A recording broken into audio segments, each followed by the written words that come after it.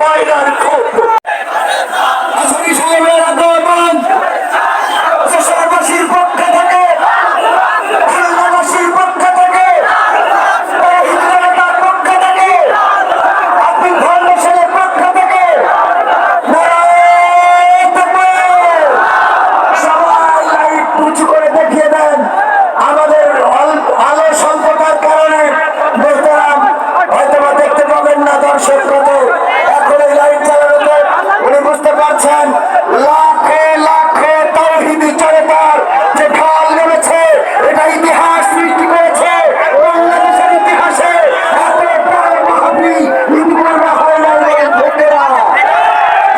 আমরা সবাই সাক্ষী হয়ে গেলাম এ পর্যায়ে উপস্থাপনার দায়িত্ব অনেক ভালো প্রচার করতে। আজকের এই মাহফিল যে অত্যন্ত বুদ্ধিমত্তা এবং প্রজ্ঞা দিয়ে সাজিয়েছেন আমাদের অভিভাবক ডাক্তার শেখ মহিউদ্দিন।